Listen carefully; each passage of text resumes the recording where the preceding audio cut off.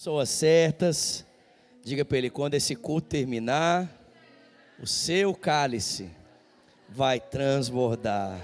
Amém. Glória a Deus. Gente, todas as vezes que eu venho compartilhar algo do Senhor com vocês, ou estar aqui em comunhão com vocês, eu fico tão orgulhoso de ver essa igreja. Toda vez que eu venho para cá, meu coração fica assim, uau, né? Eu fico com o coração cheio. Porque eu me lembro, né, os primeiros encontros que eu tive com o Pino, com a Lê, e poder ver essa casa crescendo, essa igreja florescendo, uma igreja saudável, amém? Baseada em relacionamentos saudáveis com Jesus e uns com os outros, isso enche o meu coração, amém? Você pode aplaudir o Senhor pela vida dessa igreja, pela vida dos seus pastores, amém? Glória a Deus. E nós só estamos começando, amém, gente? Nós ainda não chegamos lá, amém? Temos muito ainda para crescer, você crê nisso? Mas graças a Deus temos visto a boa mão do Senhor agindo em favor do seu povo aqui nesse lugar, amém? Queria convidar você a abrir comigo a sua Bíblia no Evangelho de Mateus, por favor. Enquanto você vai abrindo a Bíblia, parabéns a todos os papais que estão aqui, amém? Feliz Dia dos Pais a todos os papais, feliz Dia dos Pais para mim, amém? Que fui agraciado com uma filha maravilhosa. Que Deus continue nos dando a graça de refletirmos para os nossos filhos, para a nossa família, a paternidade do Pai Celestial, amém? Evangelho de Mateus, capítulo 16, a partir do versículo 13. Evangelho de Mateus, capítulo 16, a partir do versículo 13. Você pode acessar a sua Bíblia no seu smartphone ou abrir a sua Bíblia, caso você tenha trazido ela impresso. Ou se você não tem nem o smartphone, nem a Bíblia impressa, acompanha no telão, amém? Mateus 16, versículo 13 diz: chegando Jesus à região de Cesareia de Filipe, perguntou aos seus discípulos: quem os outros dizem que o Filho do Homem é? Eles responderam: alguns dizem que é João Batista, outros Elias e ainda outros Jeremias ou um dos profetas. E vocês, perguntou ele, quem vocês dizem que eu sou? Simão Pedro respondeu: tu és o Cristo, o Filho do Deus vivo. Respondeu Jesus: feliz é você, Simão, filho de Jonas, porque isso não foi revelado a você por carne ou sangue, mas por meu Pai que está nos céus. E eu digo, você é Pedro, e sobre esta pedra edificarei a minha igreja, e as portas do Hades não poderão vencê-la. E darei a você a chave do reino dos céus, e o que você ligar na terra, terá sido ligado nos céus, e o que você desligar na terra, terá sido desligado nos céus. E então advertiu aos seus discípulos, que não contassem a ninguém que ele era o Cristo. E desde aquele momento Jesus começou a explicar aos seus discípulos que era necessário que ele fosse para Jerusalém e sofresse muitas coisas nas mãos dos líderes religiosos, dos chefes dos sacerdotes e dos mestres da lei, e fosse morto e ressuscitasse no terceiro dia. E então Pedro, chamando-o à parte, começou a repreendê-lo, dizendo: nunca, Senhor, isso nunca te acontecerá. Jesus virou-se e disse a Pedro: para trás de mim, Satanás, você é uma pedra de tropeço para mim, e não pensa nas coisas de Deus, mas nas dos homens. Então disse aos seus discípulos: se alguém quiser acompanhar-me, negue-se a si mesmo, tome a sua cruz e siga-me. Pois quem quiser salvar a sua vida, perderá, mas quem perder a sua vida por minha causa, a encontrará. Pois que adiantará o homem ganhar o mundo inteiro e perder a sua alma? Ou que o homem poderá dar em troca de sua alma? Porque o Filho do Homem virá na glória de seu Pai com os seus anjos, e então recompensará a cada um de acordo com o que tenha feito. Garanto a vocês que alguns dos que aqui se acham não experimentarão a morte antes de verem o Filho do Homem vindo em seu reino. Senhor, essa é a tua palavra, nós queremos ouvir a tua voz. Obrigado, Senhor, por essa igreja. Obrigado, Senhor, por esses pastores. Obrigado, Senhor, por esses irmãos. Obrigado, Senhor, por poder ver aqui nesse dia o brilho de Jesus estampado nessa igreja. Obrigado, Senhor, por ver aqui a saúde que o Evangelho pode produzir na história de um povo que decide se voltar para Ele e levar a sério as implicações que o Evangelho, Deus, nos pede, Senhor, para vivermos, Senhor. Obrigado, Senhor, por poder ver aqui nessa igreja, Senhor, comunhão, amor, ó Deus, fraternidade, poder ver aqui nessa igreja, Senhor, seriedade com a Tua palavra, compromisso, Deus, com a vida que o Senhor nos chamou para viver. Obrigado, Senhor, por poder ver na vida da Letícia e do Pino, Senhor, serviço, humildade, Senhor, disposição, ó Deus, para amar o povo, para cuidar do povo, assim como nos demais pastores. Obrigado, Senhor. Obrigado, ó Deus. Eu sei que Lagoinha Sarasota não é uma igreja perfeita, Senhor. Nós ainda temos muito a melhorar, mas os sinais da graça que vemos aqui mostram que nós estamos no caminho certo. Nós estamos trilhando a jornada correta, a jornada de Jesus. E à medida que nós permanecemos nesse caminho, frutos novos brotarão, vida nova vai brotar, e mais sinais do Teu reino se manifestarão aqui, Senhor, ainda de forma mais pungente, ainda de forma mais ampla, Senhor, ainda de forma mais evidente. Mas eu já quero agradecer ao Senhor por aquilo que o Senhor tem feito.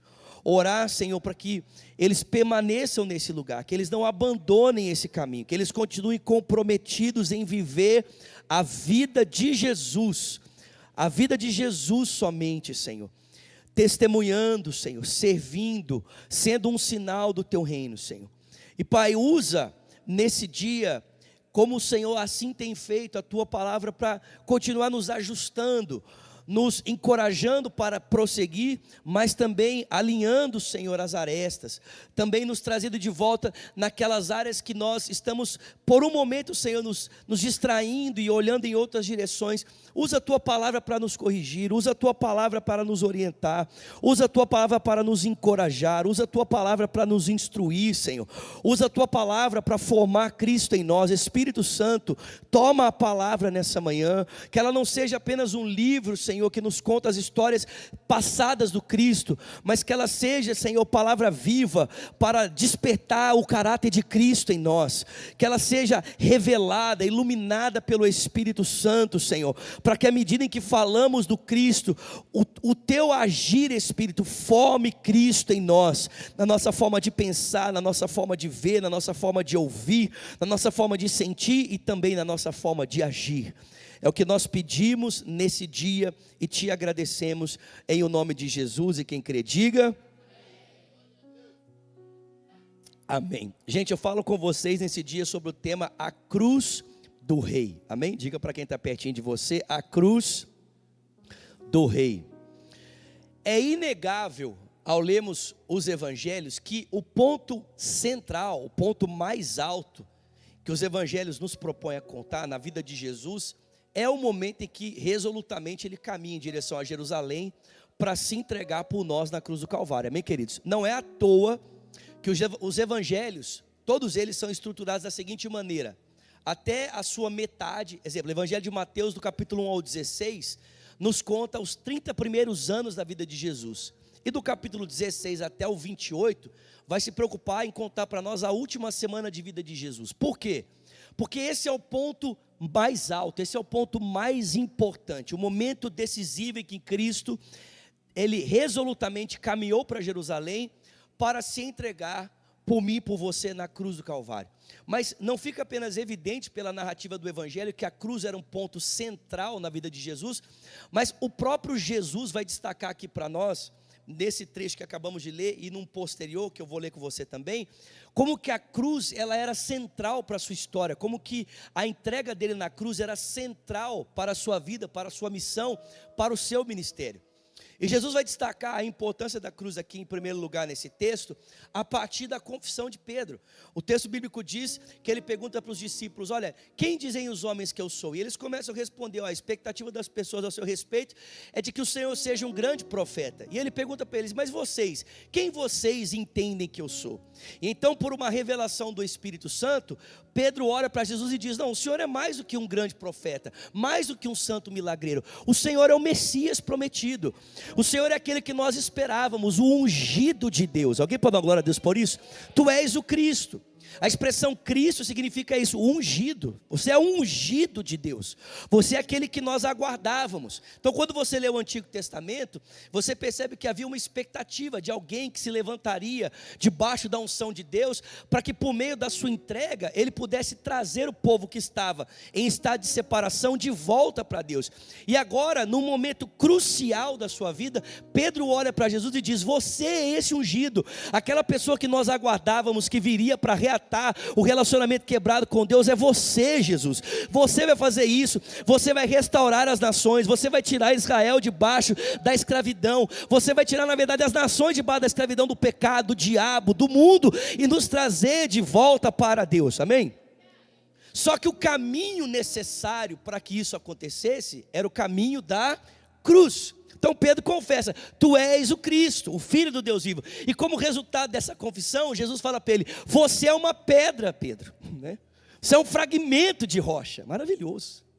E sobre esta pedra, que é o próprio Jesus, a igreja será edificada. E eu vou dar para você, Pedro, a autoridade. Amém, irmãos? Então, quando nós temos, deixa eu abrir um parênteses aqui, quando nós temos uma revelação clara de Jesus e somos usados para comunicar essa revelação para outras pessoas, nós nos tornamos uma pedra de edificação. Amém? E por meio de nós, Cristo comunica a sua autoridade. Você pode dar glória a Deus por isso?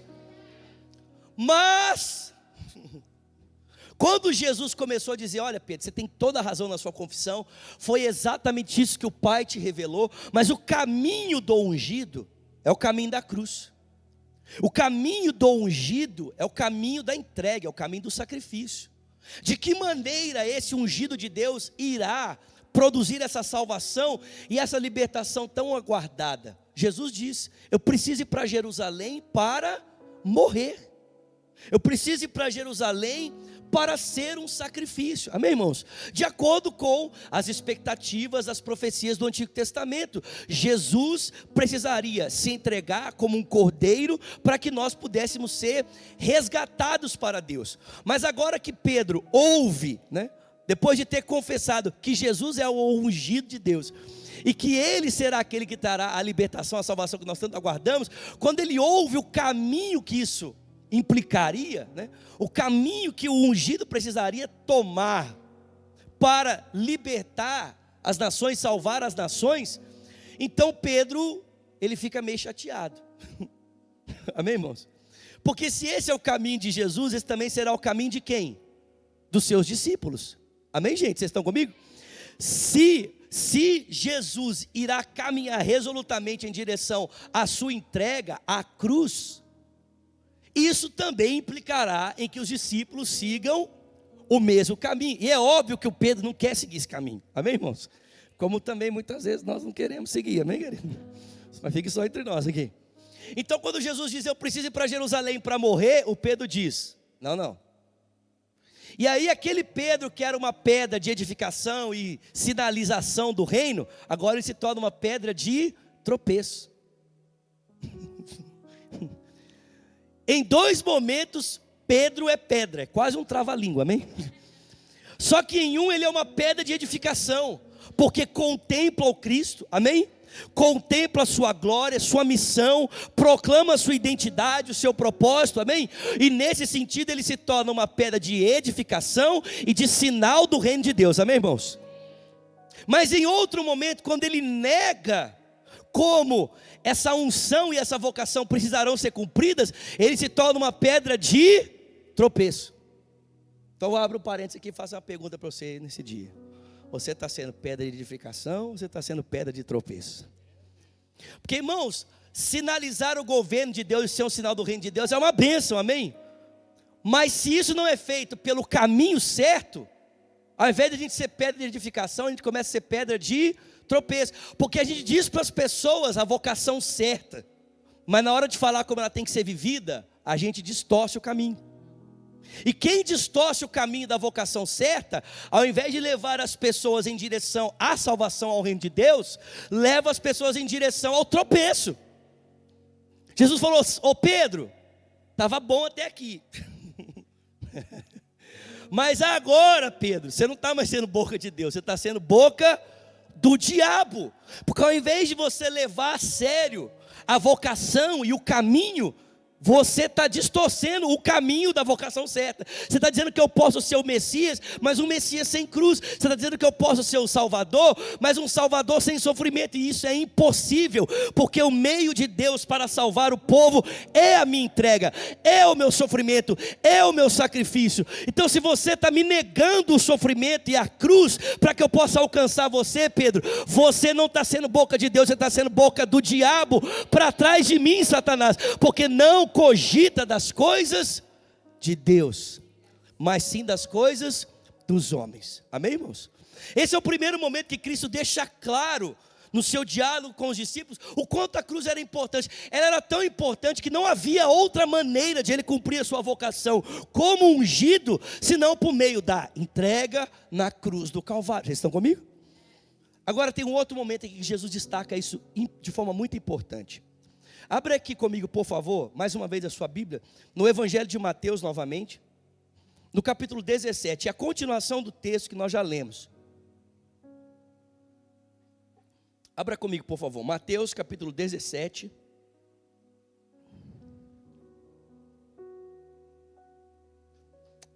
A partir do versículo de número 1. Mateus 17. Vocês estão aqui, gente? A partir do versículo 1, diz assim: 6 dias depois, Jesus tomou consigo Pedro, Tiago e João, irmão de Tiago, e os levou em particular a um alto monte. Provavelmente aqui o monte é o Monte Hermon, tá, irmãos? É o monte mais alto de Israel. Jesus estava em Cesareia de Filipe é próxima ao Monte Hermon. Então ali ele foi transfigurado diante deles, sua face brilhou como o sol, e as suas roupas se tornaram brancas como a luz. Naquele momento apareceram diante de Jesus Moisés e Elias conversando com Jesus. Então Pedro disse, olha o Pedro de novo: Senhor, é bom estarmos aqui. Se quiseres, vamos fazer 3 tendas, uma para ti, uma para Moisés, uma outra para Elias. E enquanto Pedro falava, uma nuvem resplandecente os envolveu, e dela saiu uma voz que dizia: cala a boca, Pedro. Estou brincando. Esse é o meu filho amado, em quem eu tenho prazer. Gente, presta atenção. Talvez você nunca tenha olhado para a transfiguração por esse olhar que eu vou apresentar para você. Mas presta atenção, Jesus acabou de dizer que ele precisa ir para Jerusalém, se entregar como um sacrifício por nós, para que ele possa entrar na sua glória. De certa maneira, irmãos, o que Jesus está fazendo aqui na transfiguração é dar para os seus discípulos, para 3 mais próximos, uma antecipação do que aconteceria após ir para Jerusalém. A transfiguração é como se fosse uma antecipação profética da glória que Cristo teria após a cruz, após a sua morte e ressurreição.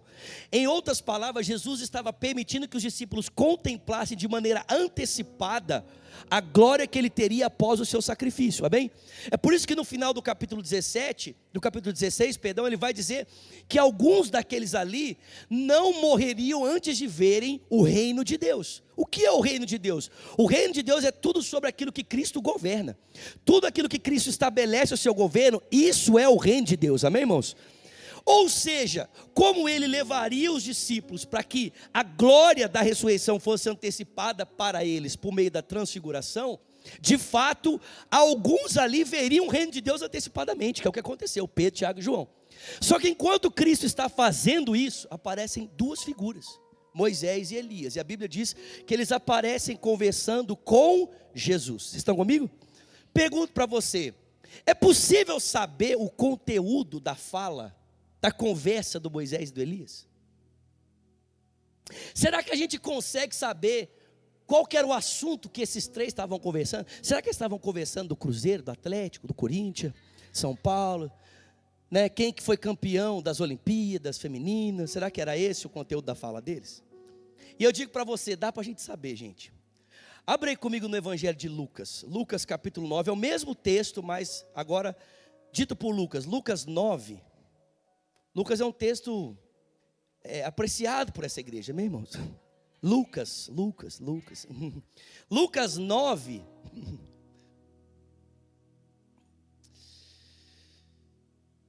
Lucas 9,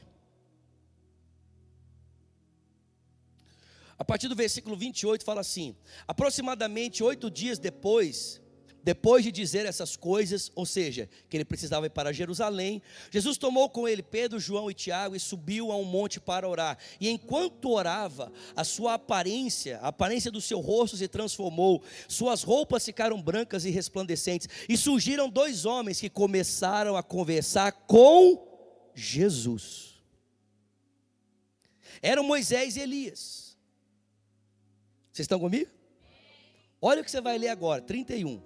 Apareceram em glorioso esplendor e falavam sobre o quê?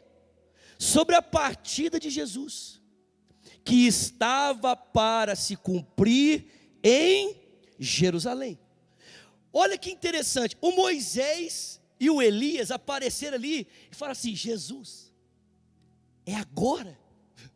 Eles estavam ali para conversar sobre um assunto. Qual era o assunto? Jesus, é agora que o Senhor vai para Jerusalém? É agora que o Senhor vai se entregar na cruz? Irmãos, presta atenção.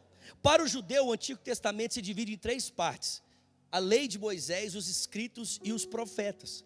Basicamente, eu poderia dizer para você aqui que a aparição de Moisés e a aparição de Elias mostram para nós que o tema central de todo o Antigo Testamento é apenas um. Qual é o tema central do Antigo Testamento? A entrega de Cristo na cruz. Aliás, Jesus faz isso. Quando ele ressuscita e vai se encontrar com 2 dos discípulos que estavam indo para uma aldeia chamada Emaús, que era próxima de Jerusalém, a Bíblia diz que ao se encontrar com eles no caminho, estavam indo embora, Jesus pergunta: por que vocês estão indo embora? Aí eles olham e falam assim: você não tem Instagram não? Você não tem TikTok? Sua rede social está... O que aconteceu? Roubaram seu telefone? Fala assim: você não sabe o que está acontecendo?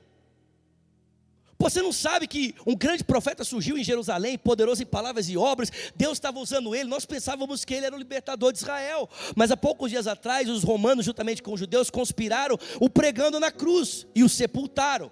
Algumas mulheres há poucos dias atrás foram ao seu sepulcro para embalsamá-lo, e ao chegaram, viram a pedra removida, o corpo dele não estava lá, e disseram que ele ressuscitou. A gente não viu. Os discípulos dele também não viram. Então nós estamos indo embora. Vocês estão comigo? A Bíblia diz que Jesus olha para esses 2 discípulos indo para Emaús e fala assim: homens tardios e nécios de entendimento.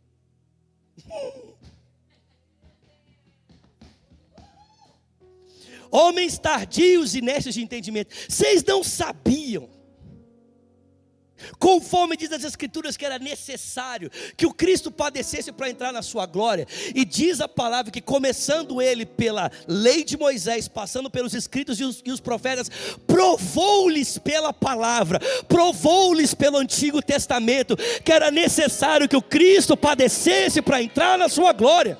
Em outras palavras, o que Jesus fez? Deu uma aula de panorama do Antigo Testamento. Aleluia. Eu não sei você, mas eu queria estar lá para ter essa aula, amém?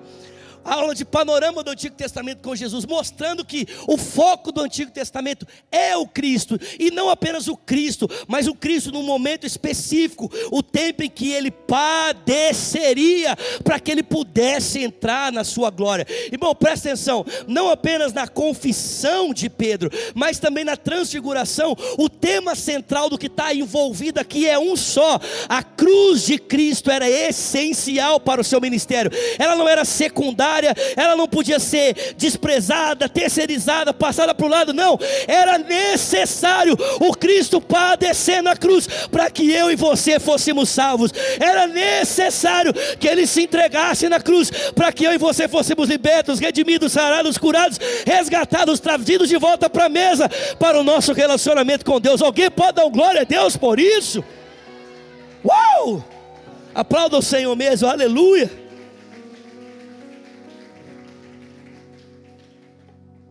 Só que, irmão, a cruz não é central apenas para Jesus.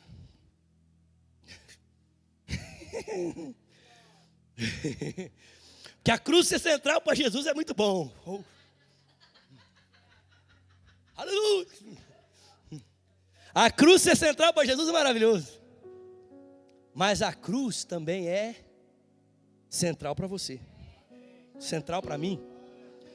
Porque Jesus terminou o texto dizendo o seguinte, depois de repreender Pedro lá em Mateus 16: quem quiser me seguir.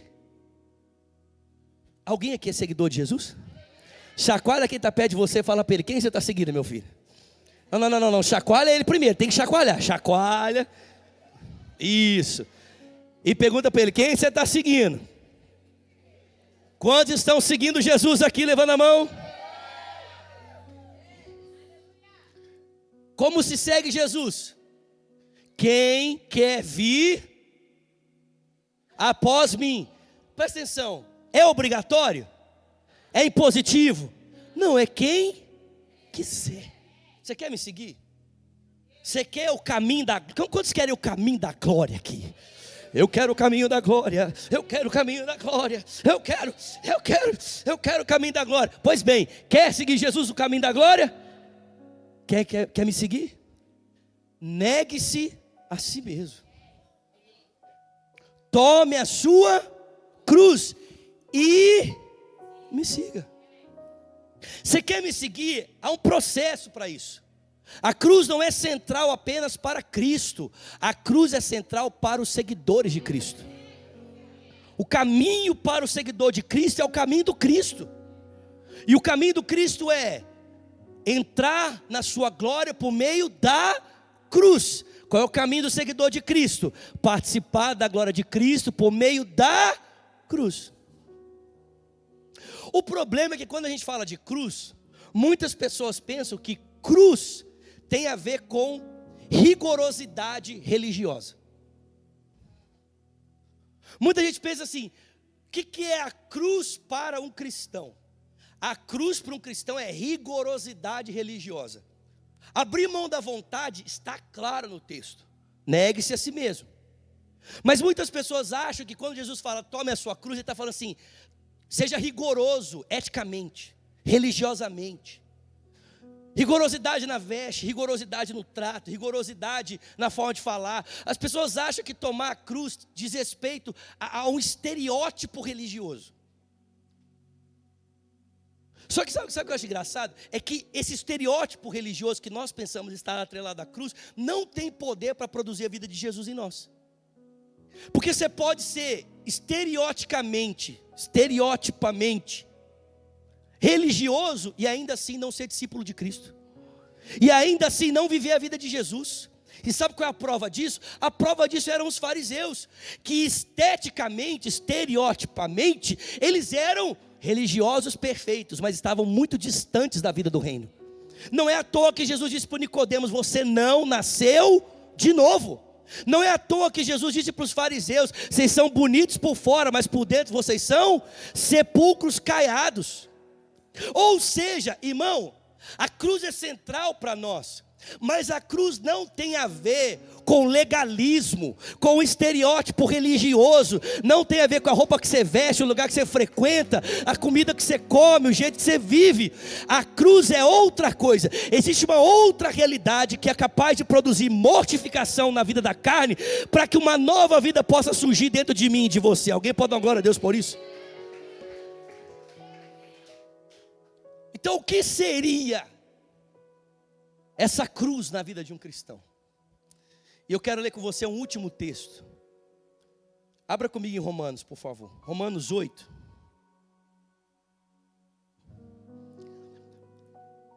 Tem alguém comigo aqui ainda? Valeu, santo. Tá bom que ainda tem água aqui. Valeu, obrigado. Vamos aplaudir o nosso santo varão aqui. Gente, a gente pode ler um pouquinho antes do Romanos 8. Vocês querem ler Bíblia? Alguém está com Bíblia aqui? Alguém está com vontade de Bíblia aqui? Alguém? Então vem comigo no capítulo 7. Nós estamos falando de um caminho, amém? Proposto por Jesus, que é capaz de produzir uma vida para Deus, amém, irmãos? Que é isso que Jesus fez, por meio da cruz, por meio da sua entrega. Ele viveu uma vida para a glória de Deus. Romanos 7, olha aí, Romanos 7, vem comigo. Vocês estão empolgados aí, gente? Alguém feliz aqui? Vamos lá, meu povo. Chacoalha o seu irmão e fala para ele: oh, Sharamai, aleluia. Amém? Oh, maravilha. Largou meme não, para de... Corta isso aí, em nome de Jesus. Vamos lá, Romanos 7, versículo 12. De fato, leia Romanos 7, 12. De fato, A lei é santa e o mandamento é santo, justo e bom. Então o problema está no mandamento? Não, o mandamento é santo, justo e bom. Então, o que é bom se tornou morte para mim? Paulo diz, dá para o que é bom ser morte? Instrumento de morte? Não, de maneira nenhuma. Qual que é o problema? É que o pecado é tão pecado que ele usou o que é bom para produzir morte em mim. De modo que por meio do mandamento, ou seja, através daquilo que é bom, o pecado se mostra extremamente mal. Vou explicar isso aqui. Você vai no médico, todo mundo vai no médico aqui? Alguém. Senhor Jesus, oh Deus, abre a porta do documento para os seus filhos, meu Pai. Vai recebendo em nome de Jesus. Liberação de green card aqui. Liberação de social. Anamanai. Pronto, é isso. Aí deixa eu ver, amém? Então assim, você já foi no médico, amém? Amém? Eu sei que vocês vão ainda, mas você chega lá no médico e fala assim, doutor, vou pegar aqui o exemplo da irmã aqui. Você fala português? Ok, beleza. É porque eu não sei, né? Aqui tem hispano, né? Então, perguntar, né? O que você fez? Você machucou o joelho? Ela foi atropelada, olha que tristeza. E aí o que aconteceu com a sua perna?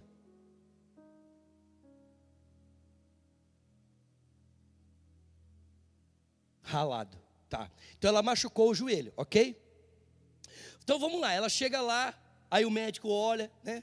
Fala assim, vamos precisar fazer uma radiografia. Fez uma radiografia, aí fez a radiografia e falou assim, ó, seu joelho está lesionado.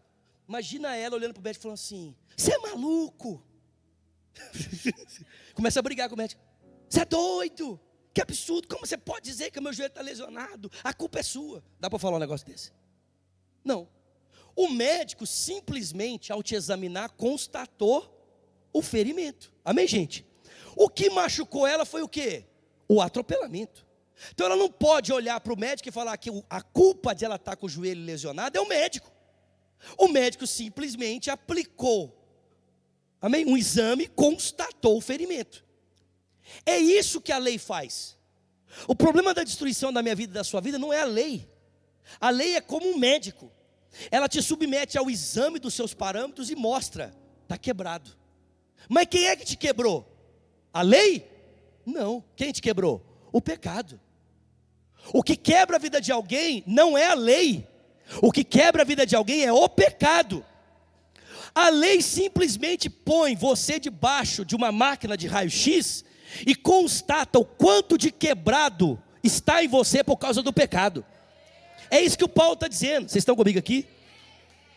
Versículo 14, continue lendo. Sabemos que a lei é espiritual. Eu, contudo, sou carnal. Por que eu sou carnal? Porque fui vendido como escravo para o pecado. Eu não entendo o que eu faço. Vê se esse dilema aqui parece com o dilema de alguém aqui, né? Vê se alguém se identifica com as palavras do Paulo aqui.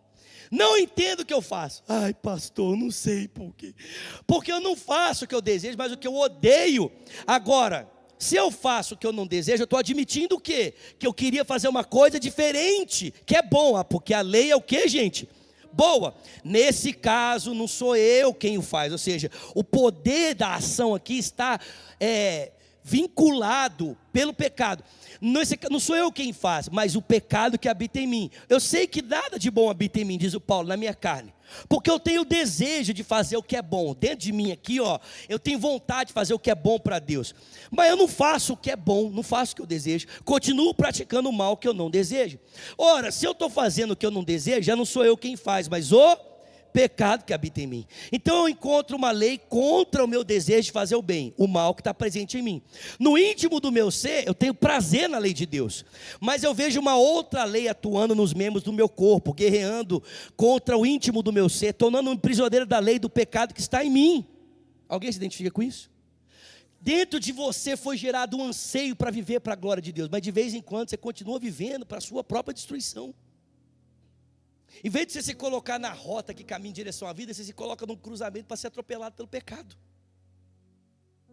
E aí a lei fica te dizendo, está quebrada aqui, ó, está quebrado. Aí você, lei maldita, a culpa é dessa lei desgraçada. Não, a culpa é do pecado. Mas esse pecado está aí, guerreando. Qual que é a solução para isso? Capítulo 8 de Romanos, versículo 1. Estou acabando, amém, gente? Alguém está feliz aqui? Portanto, fala comigo. Portanto, agora já não há condenação para os que estão em Cristo Jesus. Alguém pode dar uma glória a Deus por isso aqui?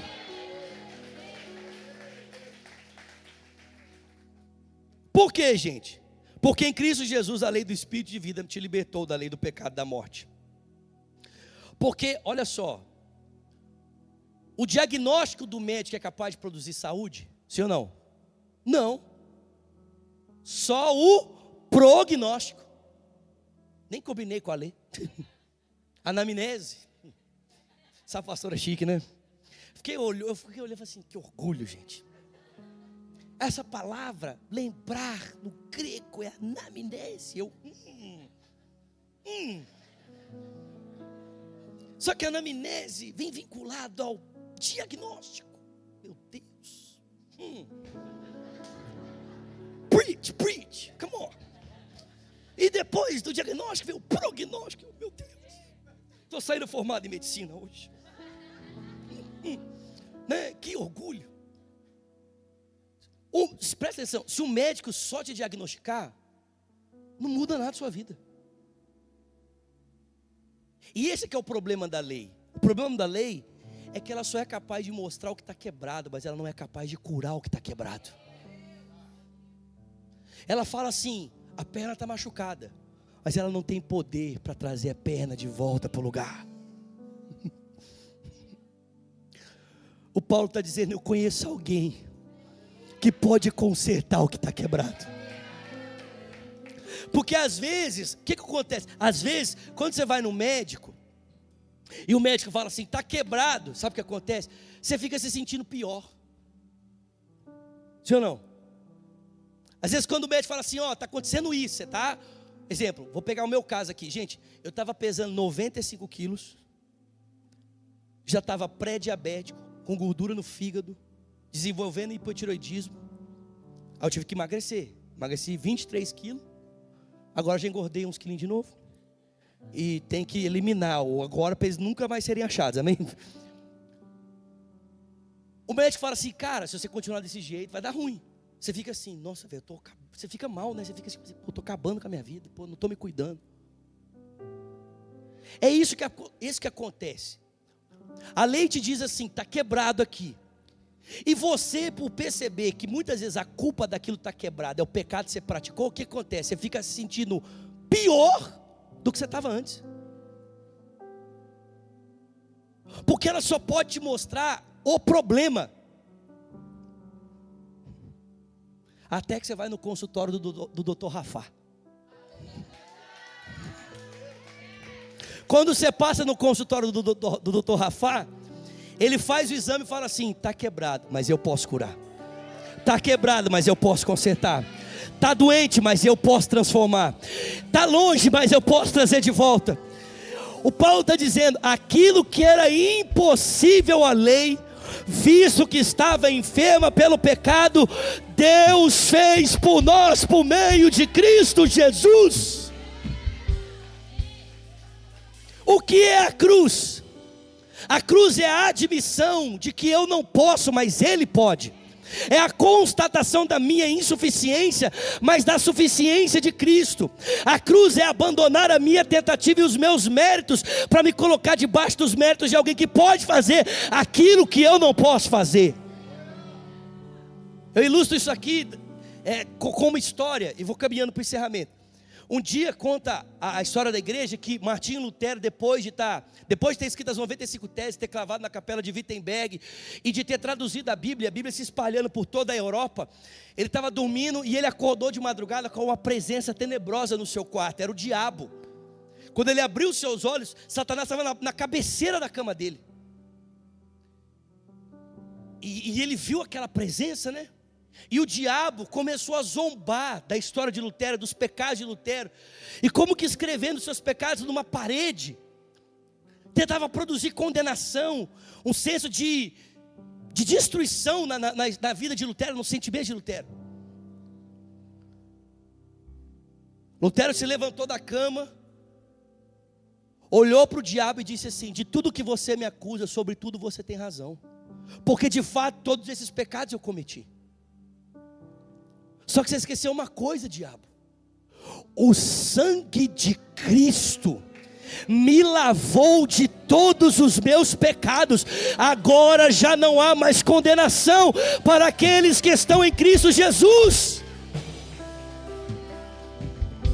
Ou seja, a solução de Lutero não foi a negação do passado, a negação dos erros, mas a admissão deles, mas foi na admissão dos seus erros que ele encontrou a misericórdia do Cristo estampada na cruz do Calvário.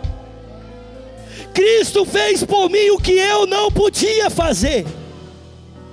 Tomar a cruz é se colocar debaixo do jugo de Jesus, é se colocar debaixo da graça de Jesus, é parar de tentar vencer e ser quem você não pode ser na força do seu braço, e deixar que o Cristo seja em você, deixar que o Cristo se manifeste através de você, pelo amor de Deus. Segue lendo comigo. Versículo 3: aquilo que a lei era incapaz de fazer, visto que estava enfraquecida pela carne, Deus o fez enviando o seu Filho em semelhança da carne pecaminosa, como uma oferta pelo pecado. Assim ele condenou o pecado na carne, a fim de que os preceitos da lei fossem cumpridos em nós, que não vivemos segundo a carne, mas segundo o Espírito. Quem vive segundo a carne, deseja o que a carne deseja. Quem vive de acordo com o Espírito, deseja o que o Espírito deseja. A aspiração da carne leva para a morte, mas a aspiração, o desejo do Espírito, amém? Amém? A aspiração da carne é inimiga contra Deus. Quem não se submete à lei de Deus não pode fazê-lo. Quem é dominado pela carne não pode agradar a Deus. Entretanto, vocês não estão sob o domínio da carne, mas do Espírito. Alguém pode dar glória a Deus por isso? Se de fato o Espírito de Deus habita em vocês, e se alguém não tem o Espírito de Cristo, esse não pertence a Cristo. O que é tomar a cruz? Tomar a cruz é se colocar debaixo da graça de Cristo. Gente, não pense que isso é fácil, amém? Porque nós temos uma tendência absurda de tentarmos produzir justiça própria, em função do nosso orgulho, tentando provar constantemente para os outros que a gente é bom. Irmão, vou dizer uma coisa para você: você não é bom, você é um pecador, querido. Para de tentar mostrar para os outros que você é gente boa. Você não é gente boa. Se você fosse gente boa, você não estava aqui sentado debaixo do jugo de Jesus. Porque só está aqui sentado nessa manhã debaixo do jugo de Jesus quem admitiu que não vale nada, mas encontrou sentido e significado na cruz do Calvário. Meu valor não está em quem eu sou, meu valor está no que Ele fez por mim. Lá, você é uma pessoa tão boa. Ô, meu irmão, você não me conhece. Deixa aqui, varão. O que você vai tirar daqui? Sai para lá, menino. Estou acabando. A outra forma de Paulo traduzir isso para nós é dizendo assim: se coloca debaixo do Espírito. O que é tomar a cruz? O que é deixar que Deus produza em nós uma vida que glorifica o seu nome? É viver debaixo do poder do Espírito Santo. Porque quem é que pode produzir essa vida em nós? A gente, nosso esforço, nosso mérito? Não. Quem? O Espírito de Deus. Eu termino, fica de pé, vou acabar. Pode pegar santo varão. Vamos aplaudir o santo varão aqui. Menino bonito. Tá solteiro, vaso? Tá casado, né? Glória a Deus. Então tira o zóio, hein, irmã. Já é casado.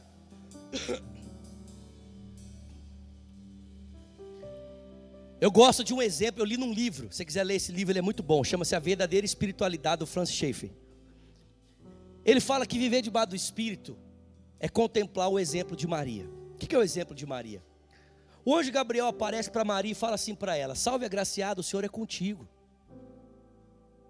Maria fica olhando para o anjo. Que um judeu entrava na casa do outro e falava assim: paz e bênçãos, shalom vebrahot. Só que o anjo entrou falando assim: salve agraciada, o Senhor é contigo. Então Maria ficou olhando assim, tipo, o que está acontecendo? Aí o anjo falou assim para ela: cara, você foi escolhida para um propósito específico. Você foi agraciada. Um menino vai ser gerado em você. E esse menino vai ser grande. Deus vai dar para ele o trono do seu pai Davi, e ele vai reinar para sempre. O nome dele será Jesus. Maria falou assim: maravilhoso, top demais, ficar grávida, mas um menino, quer dizer, mais um, né? Um menino, que bênção. Mas tem um problema, seu anjo. Como é que isso pode acontecer? Eu sou virgem, nem casado eu sou. O anjo falou: você quer saber? Eu vou te falar. Descerá sobre ti o Espírito Santo. Vocês conhecem esse hino? Descerá sobre ti o Espírito Santo, e o poder do Altíssimo te envolverá. Segura aí. Descerá sobre ti o Espírito Santo, e o poder do Altíssimo te envolverá. Tua alma viverá, teu espírito renovará, e tudo novo se fará. O anjo falou: descerá sobre ti o Espírito Santo, o poder do Altíssimo te envolverá com a sombra dele, pelo que o ente santo que de ti há de nascer será chamado Filho de Deus. Te pergunto, Maria podia gerar Jesus? Sim ou não? Não, ela era virgem, como é que ela podia gerar um menino?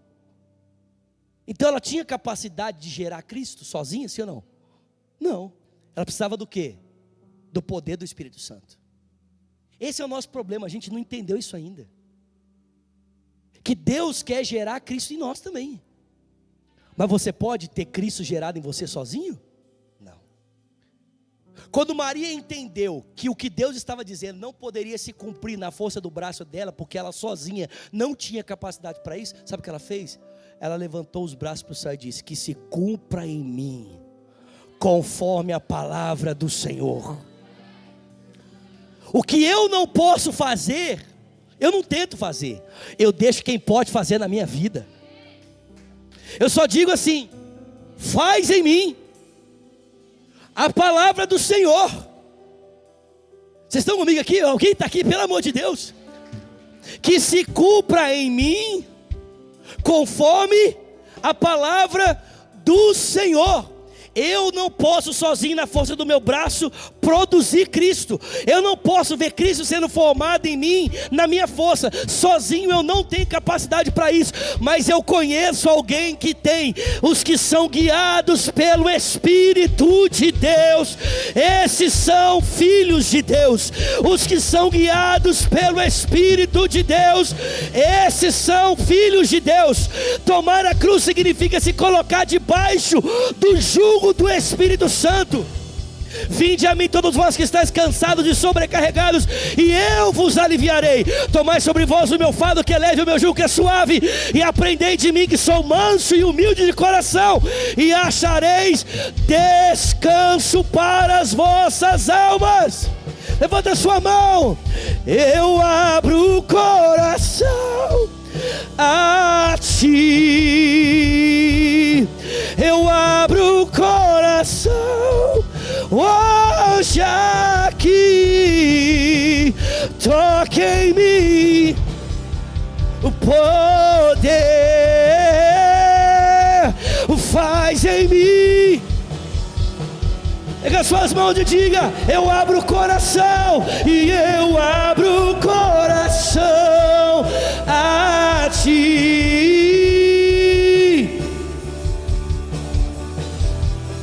Hoje aqui, toque em mim com teu poder, faz em mim. Diga: meu prazer, meu prazer. O meu prazer é viver em teu amor, me envolver em ti, Senhor. Meu desejo é te conhecer, Jesus. Abra a ti meu coração, e os meus medos fugirão. O teu toque é tudo. Canta, igreja.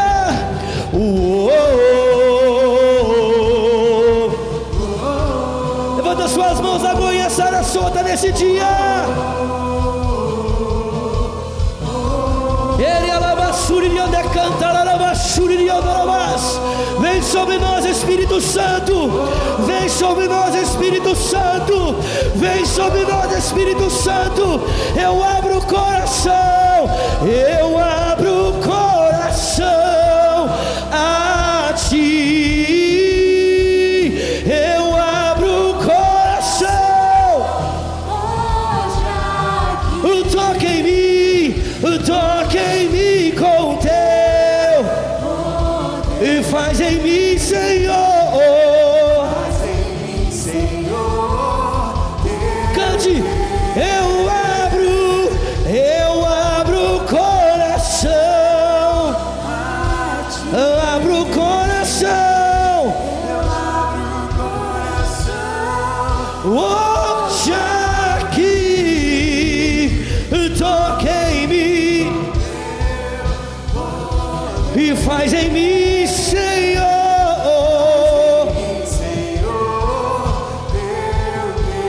Somente as vozes, cante. E eu abro o coração.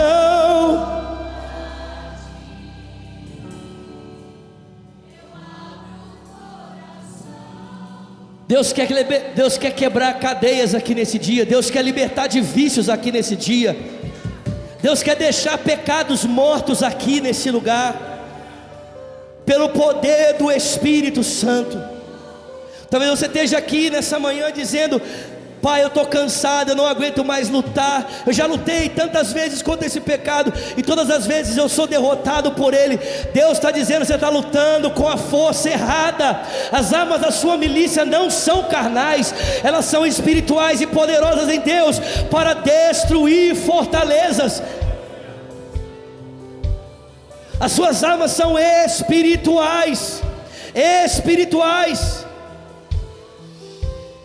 Se o Filho te libertar, verdadeiramente você vai ser livre. Você não tem que lutar contra o pecado apenas, você precisa se submeter ao Espírito para vencer o pecado. É diferente. A nossa luta não é para vencer o pecado, a nossa luta é para ser vencido pelo Espírito Santo, para Ele vencer o pecado em nós. Você pode pegar na mão de quem está do seu lado. Gente, a gente precisa orar um pouquinho antes da gente encerrar, amém? Tem alguém mais sentindo o que eu estou sentindo aqui? Tem mais alguém? Tem mais alguém experimentando o que eu estou experimentando aqui nessa manhã? Vamos, pelo amor de Deus, levanta a mão de quem está do seu lado, Lagoinha, Sarasota, e comece a orar. Se você ora em línguas, comece a orar em línguas nesse dia. Comece a orar em línguas nesse dia. Comece a orar em outras línguas nessa hora. Ore em português, ore em inglês, ore em espanhol, ore em outras línguas. Mas ore, ore, ore, ore. Diga: eu me submeto, Senhor. Faz em mim a tua vontade. Faz em mim a tua vontade. Reina sobre mim. Reina sobre mim. Reina sobre a minha casa, reina sobre a minha família, reina sobre essa igreja, reina sobre essa cidade, reina sobre o meu dinheiro, reina sobre os meus negócios, reina sobre as minhas emoções, reina sobre o meu corpo, reina sobre os meus sonhos. Reina, reina, reina, reina, reina, reina, reina, reina, reina, reina. Ele anda lá mais, turianda canta lá na basura, ele anda lá baixou, rianda na basura, ele canta lá bogo santere malabas. Receba a Lagoinha, Sarasota. Receba a Lagoinha, Sarasota. Deixa vir o poder do alto. Deixa vir o poder do alto. Deixa vir o poder do alto. Vem sobre nós, Espírito Santo, vem. Vem, Espírito Santo, vem. Vem, Espírito Santo, vem. Vem, Espírito Santo. Vem, Espírito Santo. Iriande canta labassuriande lebalabachota labassou. E eu abro o coração. Eu abro o coração. Eu abro o coração. Toque em mim. Toque em mim com teu. E faz em mim, Senhor.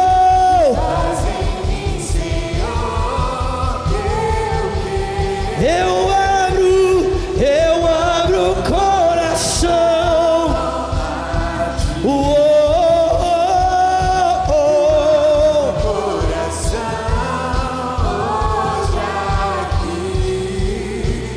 toque em mim, faz em mim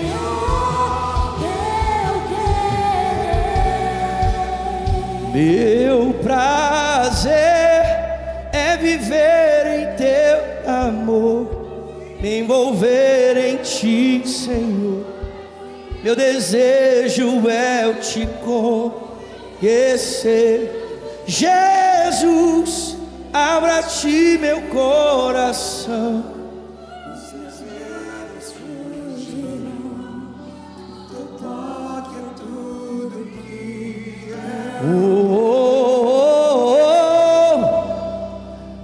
Eis-me aqui, rendido estou.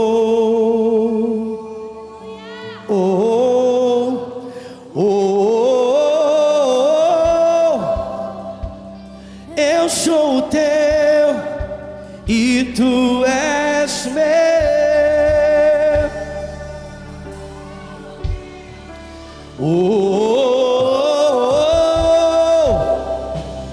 Eis-me aqui, rendido estou.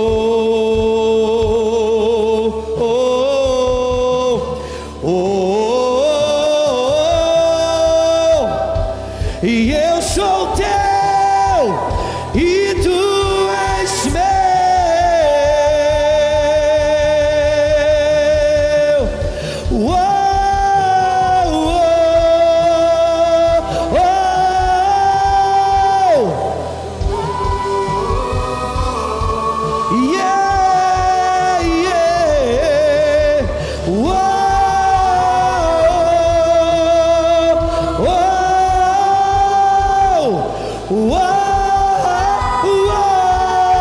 Diga minha vida, minha vida, minha vida dou a ti, Senhor, rendido a ti, e para sempre, e para sempre cantarei. Faz em mim o teu querer, minha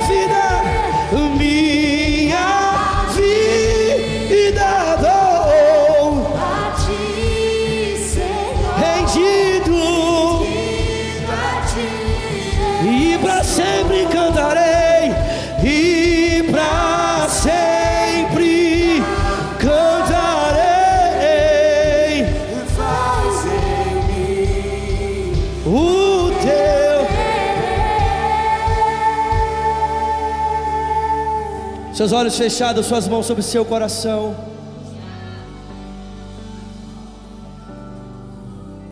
Seus olhos fechados, suas mãos sobre o seu coração, por favor. Ore comigo dizendo: Senhor Jesus, diga nesse dia, eu me entrego a ti. Eu me entrego, Jesus, reconhecendo que tu és o meu Senhor, o meu Salvador. Diga: Jesus, recebe a minha vida. Ore também dizendo: e eu, Jesus, que um dia andei nos teus caminhos, mas eu me desviei. Diga: nesse dia, arrependido, eu volto, na certeza de que o Senhor me recebe. Seus olhos fechados, suas mãos sobre o seu coração. Por favor, nós já estamos encerrando, mas eu não posso deixar você desconectar dessa live, ou talvez você ir embora para casa sem te dar essa oportunidade de fazer a oração mais importante da sua vida, dizendo: Jesus, eu me entrego a ti, ou Jesus, eu volto para ti. Se você fez essa oração pela primeira vez essa manhã, dizendo: eu entrego a minha vida a Jesus, ou quem sabe você está dizendo: eu volto para Jesus, aqui no auditório, ou quem sabe no online, nós queremos muito orar com você, queremos muito orar por você.